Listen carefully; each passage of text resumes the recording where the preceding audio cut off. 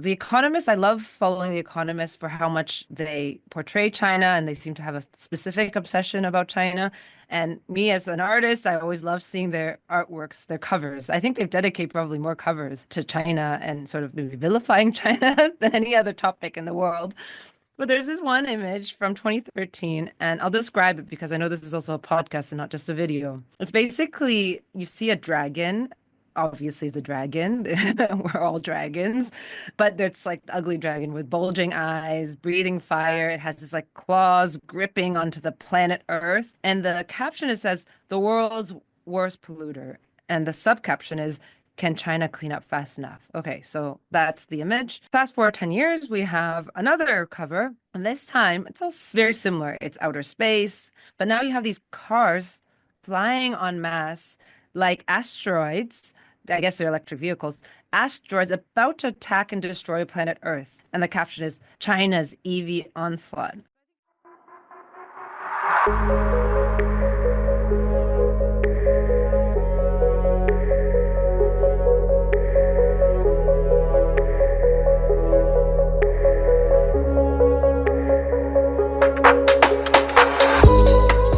Hello, and welcome to season 2 of Global Majority for Peace podcast. I'm Ileana Chan. Every week on this podcast, we discuss with special guests from across the world our mission of building a global movement to challenge the US-led war drive against China, Russia, and countries in the global south. As always, if you like what you hear, please do subscribe to this channel and click on the bell so you receive a notification when we release new episodes.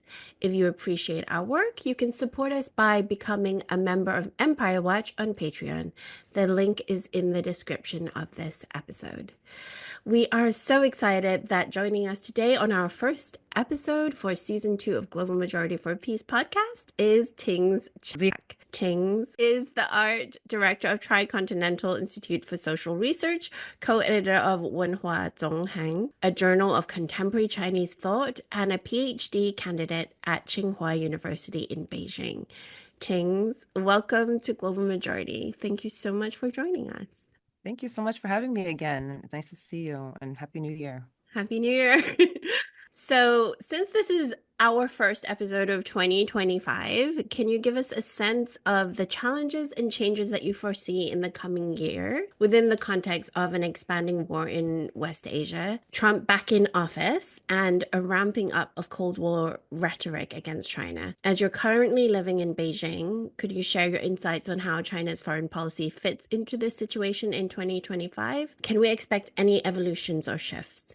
Yeah, the always a good way to look at the projection for the next year. And one of the things that happens in China, especially in the last 10 years, is there's a New Year's address that Xi Jinping gives as a way to kind of signal towards what is that direction. A lot of that was focused domestically, but since we're really thinking about geopolitical context, I would say that there are 3 essential points from China's perspective. And the first one, which technically should be an internal matter, is really the question of Taiwan and the question of territorial integrity. I think one of the things even in this speech and consistently in pretty much any of the important speeches by government officials has been focusing on this important aspect of territorial integrity. The question of Taiwan, of course, has been and should be a matter between the Chinese people on both sides of the straits, but it has really turned into a geopolitical hotspot question. And in that speech, while celebrating the 25th anniversary of Macau's return to China, which was in 1999, Xi Jinping also mentioned in that same part about, one country, two systems, and also the importance of national reunification, which is something that is a historical process that will find its conclusion with people on both sides of the straits. I think one of the things we're going to see, we have to see also what Trump too is going to bring in terms of this question. He's made some declarations before taking office, which around Taiwan, some interesting things he said. For example, that Taiwan has apparently stolen the semiconductor industry, the chips industry from the US. He's accused Taiwan of many things, including telling the Taiwanese people that they need to pay for its so-called protection money, from the US for being its military protector, all kinds of things. So we don't really know exactly what Trump, too, will be doing on Taiwan, but that's a number one agenda issue, no doubt, for China. The second point is related to the first. It's really a question of how to maintain peace on a global level, how to maintain a kind of stability in a context where we are seeing consistent escalations on a militaristic sense from the US and its allies, whether it's in Ukraine or Gaza, as we've been witnessing for the last year and a half, and Ukraine for even longer. One of the roles I think China has been playing and will need to continue playing is how to play a constructive role, right? We've seen it with helping with the rapprochement between Saudi Arabia and Iran, to last year when China hosted, it was 14 organizations from Palestine to come together with the Beijing Declaration of Unity. These are things I think China is trying to play, learning to play, and will have to continue to play while other parts of the world, namely, global north countries, are really on this militaristic drive. So how to match that with more prudence in the face of escalations, and especially how to act towards preventing nuclear war. I mean, we're seeing more and more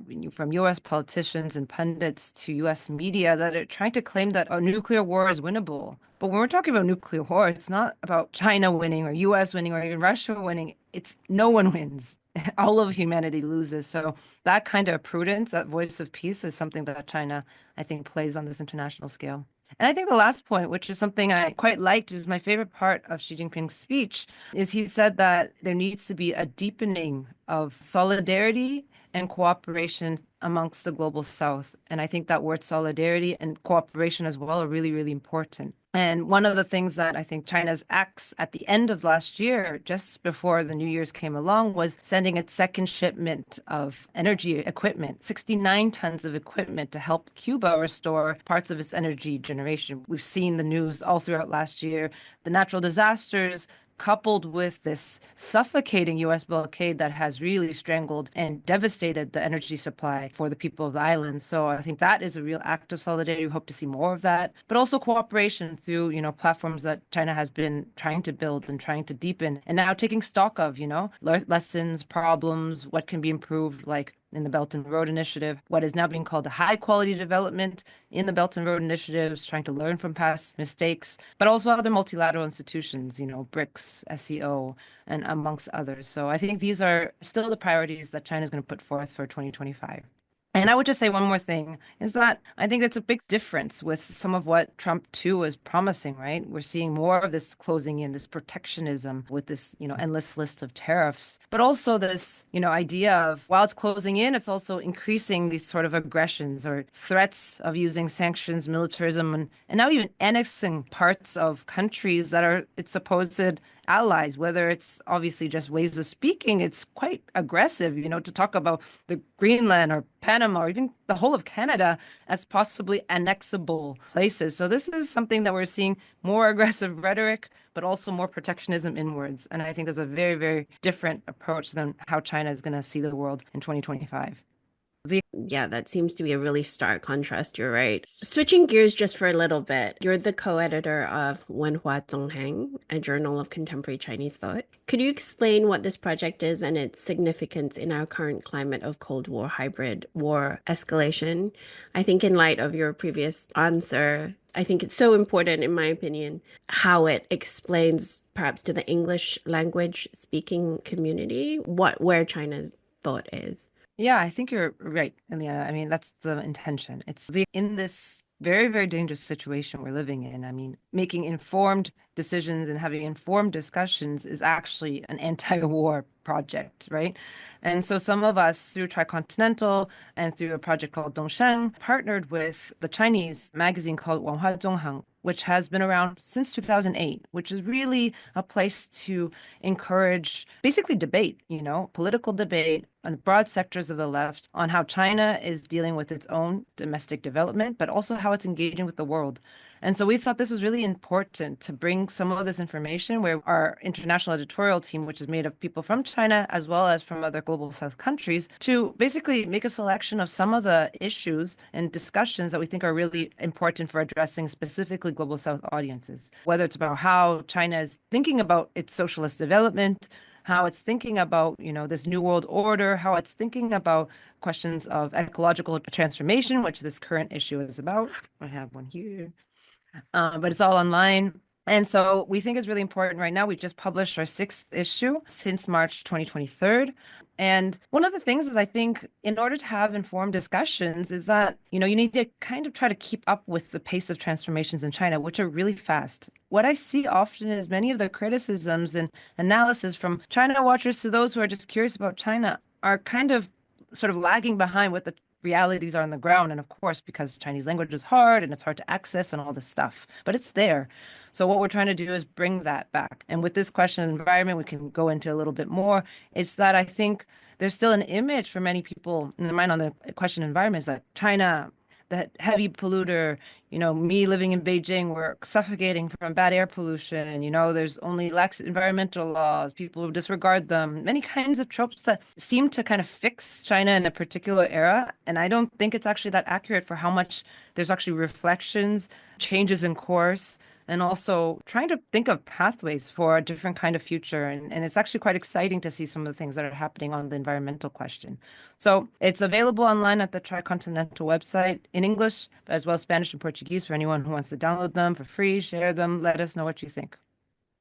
Yeah, thank you for that. I'm often struck by that too. Whenever I speak to someone who is extremely anti-China, their criticisms are often something that happened maybe 20 years ago, like you were saying, 20 years ago, 30 years ago, and isn't really relevant today. Well, again, I think this sort of applies to Trump as well, because he's also recycling this tariff thing. But he's been very vocal about his plans for tariffs. And of course, he's been specifically targeting China. But these past few years have already seen policies designed to restrict Chinese new energy vehicles from entering into the US and European markets.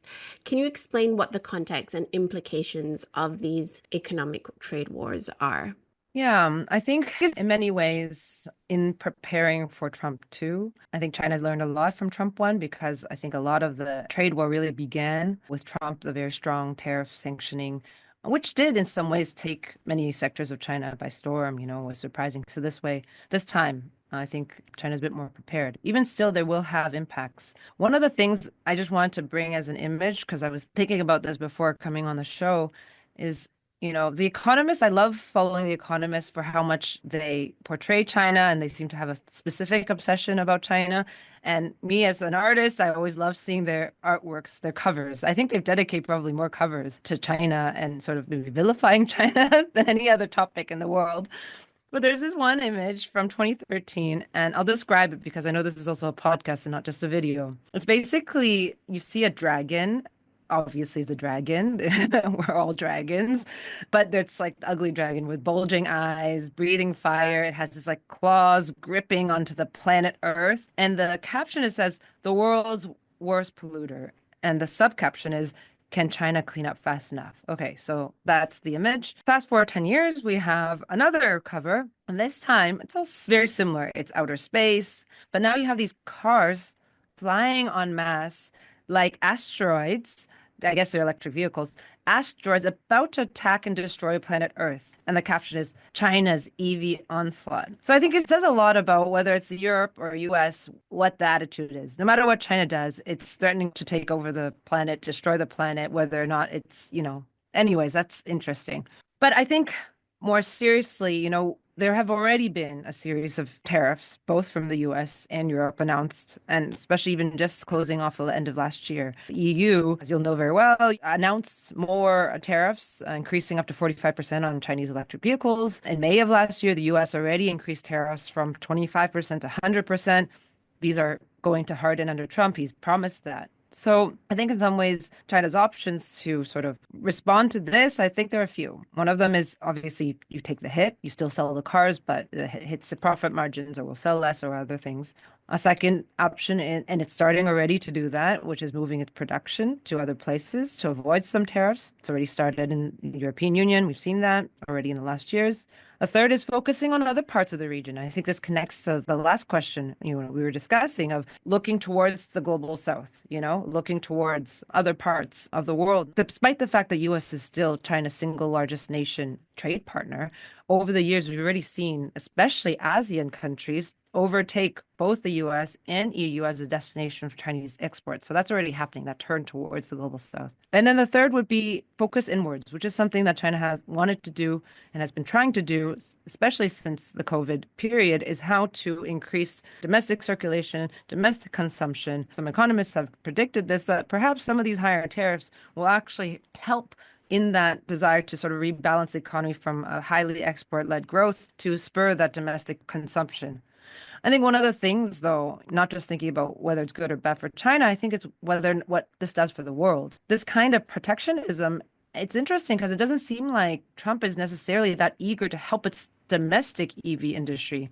Because one of the things he's pledged to do is actually cancel I think it was a climate law that provides tax credits and rebates for people in the US buying electric vehicles because it was under the Democratic government. And instead, he's actually said he would boost the energy supply of petroleum and controlling it to a certain price so that it makes EVs actually less attractive. So, that's not just bad for the US, that's bad for the environment, that's bad for the planet. So we know that Trump has a terrible track record on the climate question. He's called it a hoax. He's pulled out of the Paris Agreement. He's threatened to do more. So this is actually a bad thing for the world. So that's something I think we should pay attention to, not just thinking about it as a US-China rival question.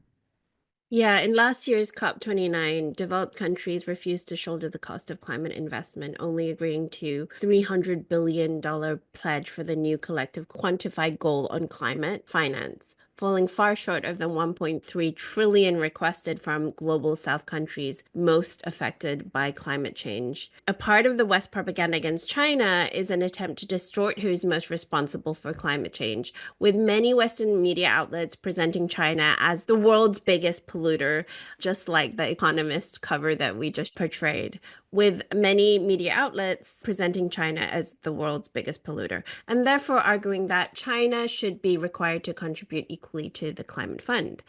Of course, any objective analysis of who is responsible for climate change takes into account per capita carbon emissions, as well as historic contributions to emitting carbon and other greenhouse gases.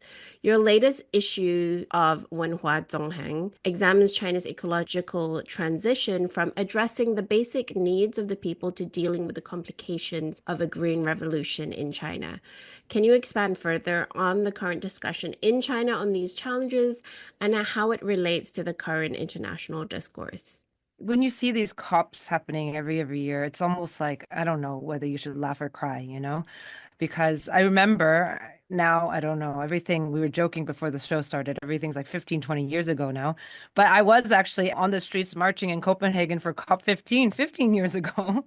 And I remember these same kinds of promises being made by, developed countries, the global north countries. At that point, they had committed the developed countries, global north countries, to mobilizing $100 billion annually by 2020. That's 5 years ago for climate action in the global south or in the developing countries. Still hasn't been realized. So I don't know how much we can have any faith in the global north countries actually fulfilling their own agreements, their own pledges, let alone providing any real leadership. So, I mean, this is an old story. And this is, I think, the tragedy of thinking of these spaces where G7 countries or global north countries are really going to be heading us in this direction. Our global south emerging economies, the ones that are going to show a different path forward. And I think that's something that we're trying to study about what is China thinking about in this transition. And one of the things, just thinking back on this 15 years ago, at the time it was President Obama who was president of the US, he said that year, I think he was visiting in Australia or something like that. And he said something like, if 1 billion Chinese people live like Australians or Americans or people in the US, we will all be in a very miserable position because the planet cannot bear it. There was responses amongst Chinese people, including the Chinese delegate to the COP was saying, okay, this is interesting, right? This very miserable situation. The question actually by the Chinese delegate was like, are Chinese people not human? Is there a sense that like people from the global south or a developing country should not be able to live a lifestyle? Not saying it has to be as polluting as, but a quality of a life that is equivalent to someone of the global north, because that's what Obama was seeming to imply. And just as you said, that doesn't take into account not just the per capita emissions, but ecological debt that the global north countries have basically imposed the kind of devastation on mostly global south countries, former colonies, and et cetera. And beyond that, I think other people have studied, Jason Hickel has come out with different studies on how to quantify national responsibility in that breakdown. And even with those standards, countries, the big polluting developing nations like China or India are well below sort of its fair share, let's say, based on its historical development. That being said, I don't think those arguments actually reach the ears of decision makers in the global north. So back to this issue and why we're trying to study China is looking at, okay, well, are there other kinds of models where there's recognitions of, okay, certain models of economic growth aren't sustainable. Some are necessary to kind of help developing countries underdeveloped countries out of that situation. And then what are some of the ways to transform the economy into, for example, economy based on renewable energy or more and more so towards a carbon neutral society? I think these things are forward looking and we need to focus on that. So true. It's just so typical for the global north to basically be like, okay, we want to continue everything we're doing and you're going to pay for it, which is just so sociopathic in many ways. And we have been paying for it for centuries. Exactly. Yes, exactly. But you must continue that because it has always been right. Your article that you co-wrote with Xiong Jie, Reviving Erhai Lake, a socialist approach to balancing human and ecological development, is a really interesting example of how developmental pollution can be reversed under a socialist framework. Can you explain the process that led to this achievement? Yeah, I mean, I'm not going to tell all the secrets so that your listeners will actually go and read it. No, I'm just joking. They should read it. It's great. I guess to give a little context, I had a chance to visit together with Songjie, who I co-wrote with in 2022 and 23, this prefecture called Dali, which is in Yunnan province in the south. Just to give your listeners a little bit of context who might not know China's geography or history very well, it's a really interesting region because it's not only an ancient capital of a couple different kingdoms, the Nanzhou and the Dali kingdoms, but it's also one of the country's most ethnically and ecologically diverse areas. Over half of the population are people that actually belong to different ethnic minorities, with the Bai people being the largest group. So there's many specificities about this region, and it's very interesting. And one of the things I think it's a case where, in the post-reform period, it saw different growth, some of it economic, but also economic growth also introduced, for example, industrial agriculture, the introduction of chemical fertilizers and pesticides. We know much about that in terms of the Green Revolution, and China did not come out unscathed. In fact, it's a big question of how to transition from that Green Revolution towards a more agroecological, agricultural model. But also, that kind of pollution was coming from some traditional methods, for example, of cattle grazing. I think sometimes we can't just romanticize, oh, it was better before. Often, traditional methods aren't very much scientifically informed. So, for example, for a long period of time, this region has a method of grazing cattle, but they were grazing cattle so closely to the lake that all that runoff was polluting the lake heavily. Amongst other things, booms in tourism because of, growth in infrastructure, population growth, urbanization, a variety of factors meant that this region's lifeblood, which is Erhai Lake, became highly polluted to the point where 10 years ago, this water was unsuitable for human contact. It was basically a massive, and this is the seventh largest freshwater lake in the country. It's huge. But it became basically this murky, smelly, can't touch it type of lake and lost a lot of its biodiversity. But when we already arrived, a couple of years ago to last year, we saw a different situation. Basically, it became a pristine lake again. It had gone several years of excellent water rating, and the tourism was still very vibrant. So we were really curious to say, okay, let's study what happened because something here was clearly taking a very strong position, but also something in conjunction with how it created a very dynamic and vibrant economy. Because as part of these years is exactly when that region also eradicated extreme poverty.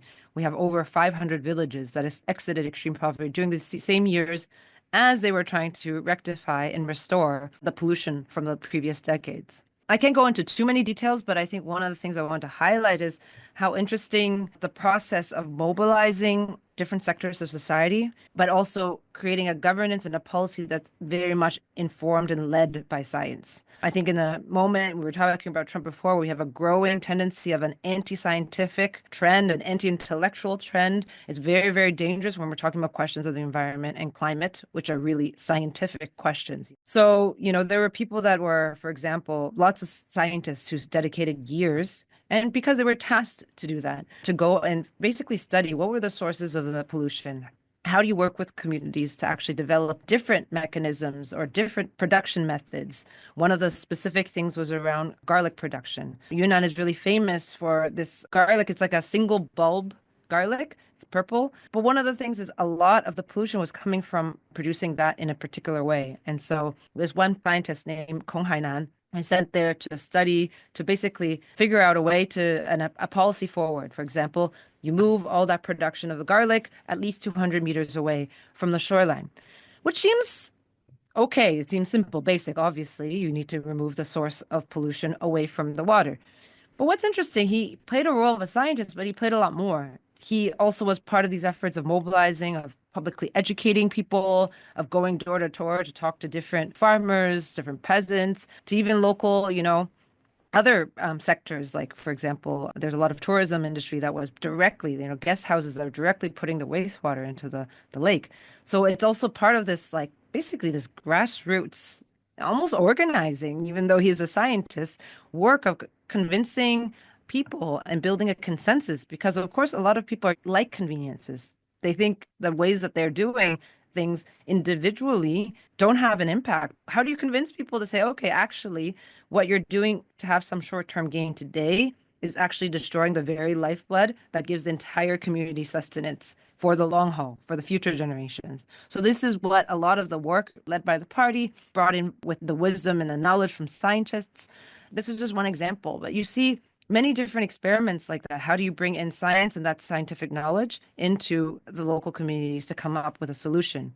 And all around Erhai now, you can see what's called these scientific courtyards. It's an experiment that began with the China Agricultural University, which is the leading university on the agricultural questions, obviously. And they've set up these what they call scientific courtyards, technology courtyards in the villages where they bring in professors and students to go and live and study and work with the peasants to figure out, oh, okay, this is some of the methods that are being used. How can we improve that? How can we innovate that? And I think that's really interesting. I think people might know more about the poverty alleviation campaign that happened in the last years. It's building off of that kind of strategy. How do you bring that kind of expertise and knowledge and resources from the capitals to, the rural areas and try to come up with solutions? So really, really fascinating. And I think that's what brings out the sort of Chinese socialist characteristics of how to resolve a question such as one of the most polluted lakes and the largest lakes in the country and seeing huge transitions in a few short years.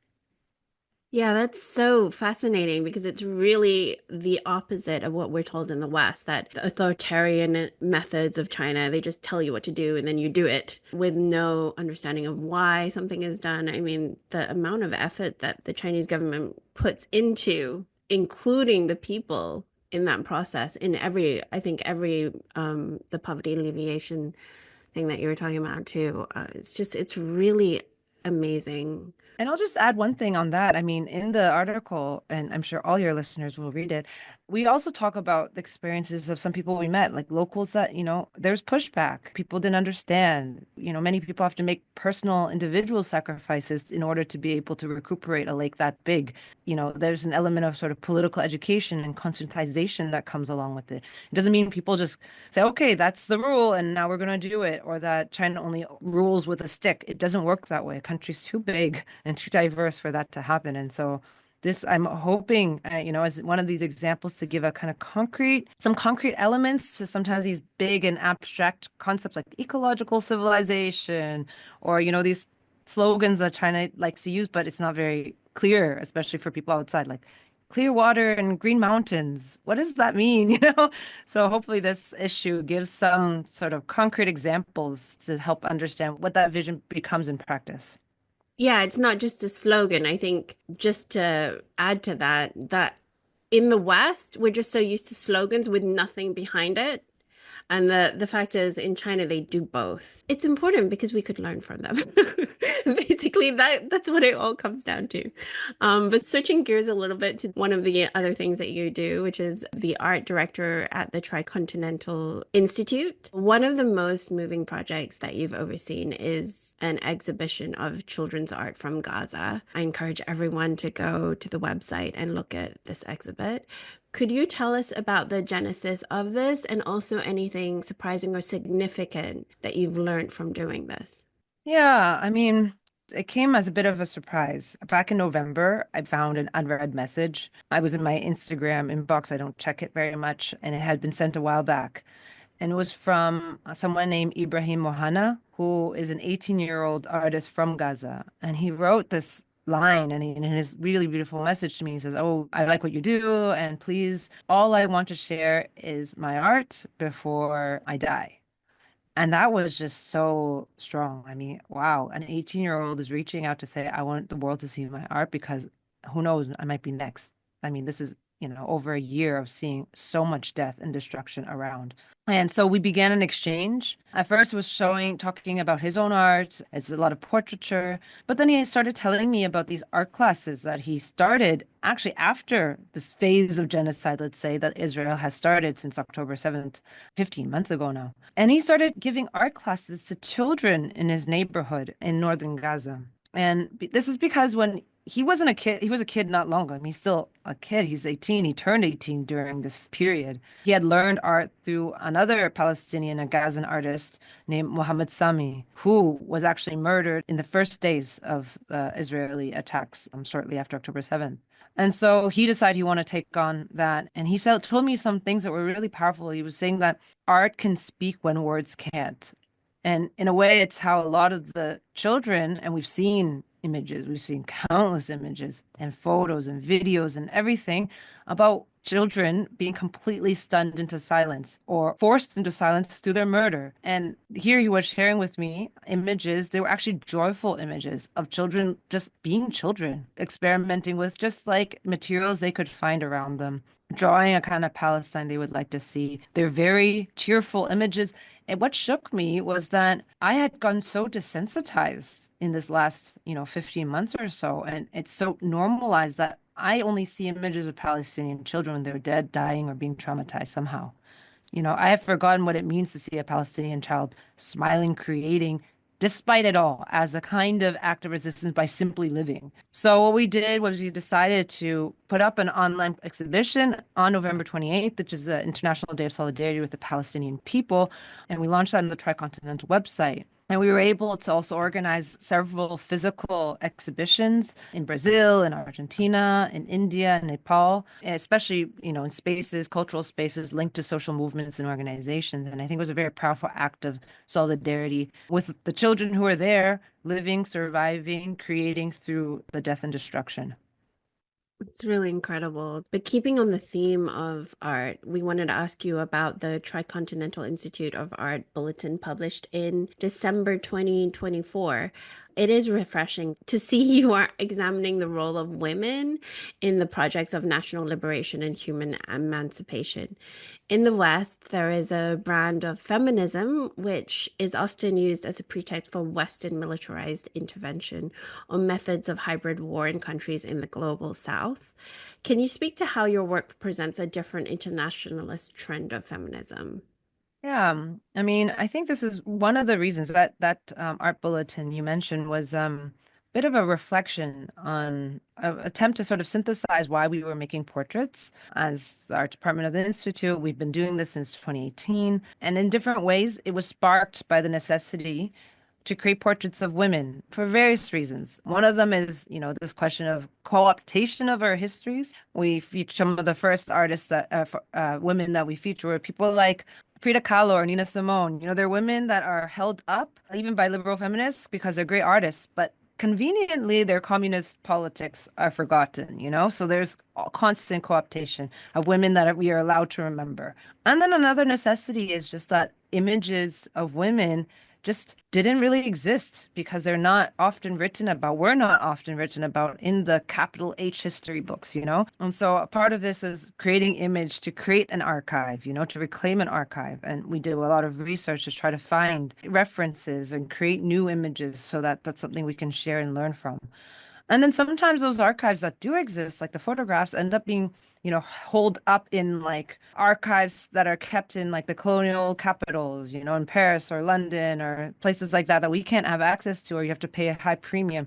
So these are also all kinds of things we were trying to do by making portraits. We began with the question of women because often revolutionary women, when we say feminists, we're talking about popular feminists, a working class feminist, feminists from Africa, Latin America, and Asia, people who have participated in the struggles for liberation and emancipation. And so obviously we've done many portraits that are not only focused on women, but we felt that it was important to also highlight revolutionary women and the kind of feminism that we support.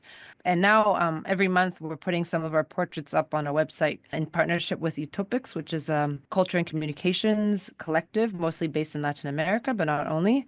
And so we're now putting them, and we want to celebrate new, you know, revolutionaries through portraits every month. So people can feel free to check them out, download them, share them, print them, post them. They're made to be used by all. Yeah, they're great. I'm gonna go and download some and frame them and put them on my walls. Like, I would Please love do. that. I was also really fascinated by your article on Chinese writer Ding Ling. It's called Ding Ling's Revolutionary. Sorry, I don't have the actual title here, but Ding Ling's revolutionary contributions and impact on China's socialist and feminist movements. This is definitely something that is very rarely discussed in Western discourse about China. As you quoted in the article about Ding Ling, she once reportedly said, in response to revolutionary struggle, "If I step in the mud, I clean my feet and continue onwards." Can you give us a sense of who she was and her historical significance? And also, what do you think we can learn from her for our own anti-imperialist, anti-war struggles? Dingling is really, really close to my heart. So I wrote this article for the 120th anniversary of her birth, which was just end of last year, and she was born in 1904. And I think, in a way, her life is a kind of reflection on a century which was filled with revolutions, and it was a revolutionary century for China. In order to understand that, and I think her personal life says that to be a revolutionary through that is you have to ride with the zigs and zags of history and all the curveballs, all the things that imperialism throws at you, and then all of the organized responses against it in resistance to it. And so Dingling represents all of that to me. And that quote, you know, and I'm glad you brought it up, where she says, "If I step in the mud, I clean my feet and continue onwards," was in a period in 1957, just as this, what was called the anti-rightist campaign was beginning. Basically, where she, amongst other intellectuals, were targeted, or not just intellectuals, but they were also party leaders, were targeted. And then in the lead up to the Cultural Revolution, which we know was a very, very messy and complicated decade. But that was her response when many people were like, especially people from outside at that point, was responding to some Brazilian friends and comrades, had asked her, "Oh, but you know, we're worried about you and all this stuff." She says, "Well, no, this is my attitude." And I think what also sparked, and I'm glad you raised it, is because the bits I've read about her that are available in English focuses really on that part, focuses on her suffering, you know, has a desire to paint her as a dissident, though she was never that. Her life encapsulated much more. And in fact, that quote is her insistence to not be framed by that narrative, even though, like many, many people, suffered through the Cultural Revolution. And I want to just like give a sense because, you know, she was born in 1904 and she died in 1986 at 81 years old. Like the China she was born in was still the Qing Empire. It's impressive to think about. And she was born into a wealthy landed gentry family. It meant that that's for that reason she was able to have access to education and then got in touch with anti-imperialist politics that way. But by the time she died in 1986, the China that she left was a China already engaged in several years of the opening up and reform, a decade already after the Cultural Revolution, where she had resumed her political work, her writing work, her international work. And she died this, you know, really a writer of the people, of the working class, and a committed party member. And sometimes that's also conveniently not remembered in the sort of Western accounts of her life. It's just the suffering period. Her life was much more. So I think in a way, what I think she teaches me, and I think could teach many, many people today, is that when we're experiencing transformative or revolutionary periods. It demands everything that's new, new culture, new literature, new human beings, a new political system, new economic system, and a new kind of intellectual as well. And that's what she represents through the zigs and zags, through this revolutionary century. So I'm glad you brought that up, and I hope your listeners have a chance to read it as well. Yeah, it's a really fascinating article. I think it puts so many things in context for me. The Cultural Revolution. She's a fascinating person, historical figure. So, yeah, thank you so much for writing that. And thank you so much for coming on our podcast. We went through so many topics because, well, So this is your. ambitious. It was so ambitious, but it really shows the span of your work, Ting. So thank you so much for Collective work. coming on. Collective work. Yeah. Thank you so much for coming on. And thank you everyone for watching. We will be back next week with a new episode. And again, if you like our work, please subscribe to our Patreon and YouTube. All the links are down below. Thank you and see you next time. Thanks so much.